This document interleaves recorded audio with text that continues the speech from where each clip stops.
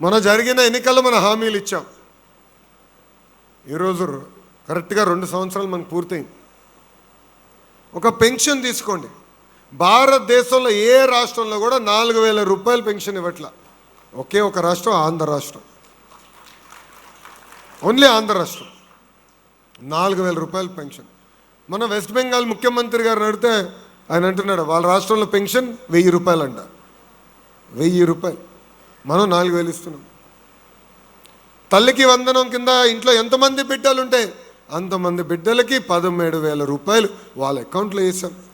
జూలైలో 2వ విడత అంటే 2సారి అది కూడా వేయబోతున్నాం. ఇంకా స్త్రీ శక్తి కింద మా మహిళలు అయితే బస్సు జోరుగా తిరిగేస్తున్నారు. ఇంకోటి దీపం పథకం కింద ప్రతి ఏటా 3 గ్యాస్ సిలిండర్లు అందజేస్తున్నాం. అన్నదాత సుఖీభావ కింద వారం కూడా అవ్వలేదు అనుకుంటా డబ్బులు వేసాం. మా చేనేత సోదరులకు అయితే హ్యాండ్లూమ్ ఉంటే 200 యూనిట్లు కరెంటు, పవర్ లూమ్ ఉంటే 500 యూనిట్లు కరెంటు అందజేస్తున్నాం. అన్న క్యాంటీన్, మత్స్యకారుల సేవలో, ఆటో వాళ్ళ సేవలో, ఇంకా మెగా డిఎస్సి ద్వారా 16,000 పోస్టులు భర్తీ చేశాం. 6,000 కానిస్టేబుల్ పోస్టులు కూడా భర్తీ చేశాం. ఇప్పుడు ఏకంగా 10,000 ఉద్యోగాలతో జాబ్ క్యాలెండర్ కూడా ఇచ్చిన ఘనత మన ఎన్డీఏ ప్రభుత్వాన్ని. సంక్షేమే కాదు, అభివృద్ధి కూడా చేస్తున్నాం. అన్ని రోడ్లు వేసామని నేను అన్నట్లే. 5 సంవత్సరాలు కనీసం గుంట కూడా పూడ్చలా. గుంటలు పూడ్చేదానికి 2,000 కోట్ల రూపాయలు ఖర్చు అయింది స్వామి. 2,000 కోట్ల రూపాయలు. సో సంక్షేమం, అభివృద్ధి 2 మన ప్రభుత్వానికి జోడెద్దుల బండి. 2 తీసుకెళ్తున్నాం. పెట్టుబడులు తీసుకొస్తున్నాం. నిరుద్యోగ యువకులకి ఉద్యోగాలు కల్పించే లక్ష్యంతో మేము పనిచేస్తున్నాం. ఇంకో పక్కన కార్యకర్తలకి ఇప్పుడు ఏకంగా ప్రమాద బీమాలో చనిపోయిన వారికి 5 లక్షల రూపాయలు ప్రమాద బీమా అందజేస్తున్నాం. గతంలో ఏదైతే దొంగ కేసులు పెట్టారో అవన్నీ కూడా ఇప్పుడు చూస్తే సుమారుగా 80% కేసులు మేము తీయేస్తాం జరిగింది. కొన్ని కేసులు ఎఫ్ఐఆర్కి వెళ్ళినాయి, ఛార్జ్షీట్ అయినాయి. అది న్యాయ పోరాటం చేసి మిగిలిన కేసులు కూడా తీపిచ్చే బాధ్యత నేను తీసుకుంటానని కార్యకర్తలందరికీ నేను హామీ ఇస్తున్నాను. కార్యకర్తల సంక్షేమం కోసం 160 కోట్ల ఖర్చు పెట్టిన ఏకైక పార్టీ తెలుగుదేశం పార్టీ. ఎవరినో చూపించండి భారతదేశంలో ఏ పార్టీలో అయినా ఇట్లా ప్రమాద బీమా ఉందా, పకడ్బందీగా వ్యవస్థ ఉందా?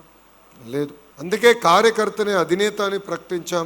దానికి ఇప్పుడు కూడా మేము అందరం కట్టుబడి ఉన్నాం. మా అందరి లక్ష్యం ఒకటే, కార్యకర్తల సొంత కాళ్ళపై నిలబడాలి. ఈరోజు నేను ఇట్లా హాయిగా తిరగలుగుతున్నాను, ఎక్కడికి వెళ్ళినా నా క్రెడిట్ కార్డు వాడగలుగుతుందంటే దానికి కారణం బ్రహ్మని ఎందుకు చేయగలుగుతుందంటే చంద్రబాబు నాయుడు గారు 1992లో మనం ప్రతిపక్షంలో ఉన్నప్పుడు ఒక కంపెనీ స్టార్ట్ చేశాడు.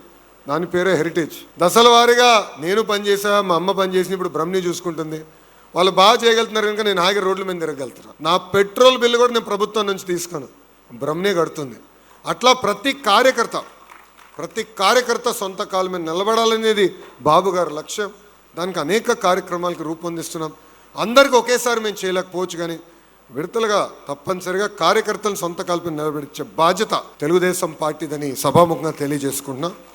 ఇంతేకాదు, మొన్న మేము కొత్త ఒక ప్రయోగం చేసాం. పార్టీ క్లస్టర్ ఇన్ఛార్జెస్ ఉన్నారు కదా, ఇక్కడ చేతులు పైకి ఎత్తండి అబ్బా. క్లస్టర్ ఇన్ఛార్జీలు అందరూ గుడ్, చేతుల కింద దించండి. యూనిట్ ఇన్ఛార్జీలు థ్యాంక్ యూ. మొన్న క్లస్టర్ ఇన్ఛార్జీలు వచ్చారు, ట్రైనింగ్ ప్రోగ్రామ్ జరిగింది, మీరు అందరూ చూశారు. మీ ట్రైనింగ్ అయిన తర్వాత యూనిట్ ఇన్ఛార్జీలు పిలిచాం. ట్రైనింగ్తో పాటు వాళ్ళ హెల్త్ చెకప్ కూడా చేపిస్తున్నాం. మీరందరూ ఆశ్చర్యపోతారు. 75% మంది, మళ్ళీ చెప్తున్నా, 75% మంది నాయకులకి ప్రీ డయాబెటిక్ ఆర్ డయాబెటిక్ అంటే షుగర్ ఫ్యాక్టరీ అయిపోయారు.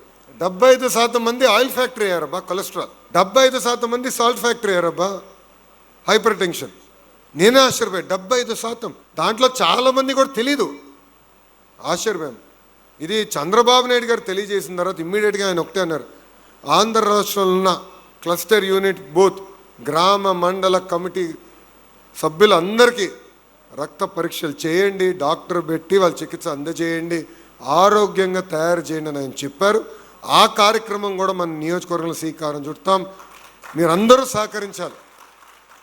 పెద్ద క్యాంపులు పెడతాం, మీ అందరూ సహకరించాలి. ఎందుకంటే సంవత్సరం మొత్తం పెట్టలేం కదా స్వామి, ఒక వారం ఇస్తాం. మీకు పనులుంటే కాదని అన్నట్లా, కానీ సహకరించండి. ఒక వారం పెడతాం, రాండి, రక్త పరీక్షలు చేస్తారు. అక్కడ అన్నీ తీసుకొని నీట్గా అన్నీ టెస్ట్ చేసి తర్వాత డాక్టర్లే మీకు ఫోన్ చేసి మీ ఆరోగ్యాన్ని మెరుగుపరిచే బాధ్యత కూడా మేము తీసుకుంటాం. ఈరోజు చూస్తున్నాం మన జరిగిన యోగాంధ్రలో చంద్రబాబు నాయుడు గారు అంత అద్భుతంగా చేశారు.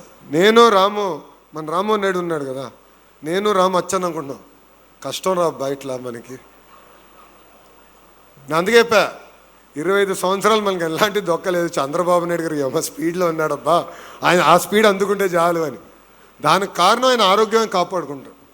ప్రతిరోజు యోగా చేస్తారు. క్లస్టర్ ఇన్ఛార్జీలు యోగా నేర్చుకున్నారు కదమ్మా, నేర్చుకున్నారా? వచ్చిన తర్వాత ఎవరైనా ప్రాక్టీస్ చేస్తున్నారా? మర్చిపోయినారు. దెబ్బలు పడాలి మీ అందరికీ. పార్టీ అనేది మంది. పార్టీ అనేది ఒక కుటుంబం లాంటిది. కుటుంబం అన్నప్పుడు చిన్న చిన్న సమస్యలు ఉంటాయి, కూర్చొని మాట్లాడుకుంటాం. నా పైన దేవాంశ కలిగిన రోజులు ఉంటాయి, కూర్చోబెట్టి మాట్లాడుకుంటాం. వదిలేస్తామా? పార్టీలో సంస్కరణలు తీసుకొచ్చాక నేను ఎంతో పోరాడా, కష్టపడ్డా, అన్నీ సాధించలేకపోయా. కానీ ఏనాడైనా బయటకు వచ్చి ఏది కరెక్ట్ కాదని మాట్లాడానా? లేదు. 4 గోడల మధ్యన మాట్లాడతా, అధ్యక్షుల వారికి చెప్తా, పాలిట్ బ్యూరో సభ్యులకు చెప్తా, పల్లా గారికి చెప్తా, నాయకులకు చెప్తా. కానీ బయటకు వచ్చిన తర్వాత ఒకే నినాదం, జై తెలుగుదేశం, జై చంద్రబాబు. ఇది ఇక్కడ ఉన్న మనందరం నేర్చుకోవాలి. మాట్లాడదు అన్నట్లా, కానీ 4 గోడల మధ్యన మాట్లాడాలి. మన సమస్యలు పరిష్కరించే వరకు మనం వదిలిపెట్టకూడదు బాస్. ఏ వ్యవస్థ పర్ఫెక్ట్గా ఉండదు, ఏ కుటుంబం పర్ఫెక్ట్గా ఉండదు, కానీ సమస్యలు పరిష్కరించే వరకు మనం మాట్లాడాలి. 1 కాదు 2 కాదు 100 సార్లు మాట్లాడాల్సిన బాధ్యత ఇక్కడున్న మనందరి పైన ఉంది. ఇప్పుడు ఏకంగా మై టీడీపీ తీసుకొచ్చా. ఎంతమంది మై టీడీపీ డౌన్లోడ్ చేశారో చేతులు పైకెత్తండి. ఇప్పుడు అందరూ ఎత్తుతారబ్బా, ఫోటోలకు వస్తారుగా, చెక్ చేస్తారు. మై టీడీపీ ఎందుకు తీసుకొచ్చాం కూడా చెప్పాల్సిన అవసరం. పాదయాత్ర చేసినప్పుడు కార్యకర్తలు అందరూ అడిగారు, సార్ పని చేసిన వాళ్ళకి పని చేయని వాళ్ళకి తేడా ఏంటి, ఎట్లా తెలుసుకుంటాం మేము? అందుకే యాప్ తీసుకొచ్చాం. మీరు చేసే కార్యక్రమాలను మేము తెలుసుకోవాలంటే మై టీడీపీ ద్వారానే తెలుసుకోగలుగుతాం. మళ్ళీ చెప్తున్నా, లోకేష్ భూమి పైన శాశ్వతం కాదు, కానీ తెలుగుదేశం పార్టీ శాశ్వతం. సో మీరు చేస్తున్న కష్టం పార్టీకి తెలియాలంటే మై టీడీపీ యాప్ ద్వారా తెలియజేయగలుగుతారు. అదే యాక్టివ్గా వాడండి, ఫీడ్బ్యాక్ ఇవ్వండి. అది మేమందరం సీరియస్గా తీసుకుంటున్నామని ఈ సభాముఖంగా తెలియజేస్తున్నాం. నేను అనేక సార్లు చెప్పా, ఒక గ్రామ స్థాయి నాయకుడు పాలిట్ బ్యూరోలో కూర్చోవాలి. దానికోసం నేను పోరాడా, 2 సంవత్సరాలు పెట్టింది, కానీ నా పోరాటం ఫలించింది. మీరు చూస్తే ఈరోజు ఒక మండల పార్టీ అధ్యక్షురాలు చంద్రబాబు నాయుడు గారు పక్కన పాలిట్ బ్యూరో మీటింగ్లో కూర్చుంటున్నారు. ఒక క్లస్టర్ ఇన్ఛార్జ్ ఏకంగా చంద్రబాబు నాయుడు గారు పక్కన పాలిట్ బ్యూరోలో కూర్చోనే విధంగా చేసిన ఘనత ఒక తెలుగుదేశం పార్టీది. సో గ్రామ పార్టీ నుంచి పాలిట్ బ్యూరో వరకు మూమెంట్ ఉండాలి. శాశ్వతంగా నేనే గ్రామ పార్టీ అధ్యక్షుడిని, శాశ్వతంగా నేనే జాతీయ ప్రధాన కార్యదర్శి అనుకుంటే పొరపాటు. మార్పు ఉండాలి, చేంజ్ ఉండాలి, పార్టీలో మూమెంట్ ఉండాలి. గ్రామ పార్టీ అధ్యక్షులు పాలిట్ బ్యూరోకి వెళ్ళే విధంగా ఇక్కడున్న మనందరం కష్టపడాల్సిన అవసరం ఉంది. పార్టీ మంది, మన బాధ్యత. అందరం కలిసికట్టుగా పార్టీని ముందలు తీసుకెళ్ళాలి. 6 శాసనాలు ఏదైతే నేను చెప్పానో అది మీరు మీటింగ్ పెట్టుకుని మాట్లాడాలి.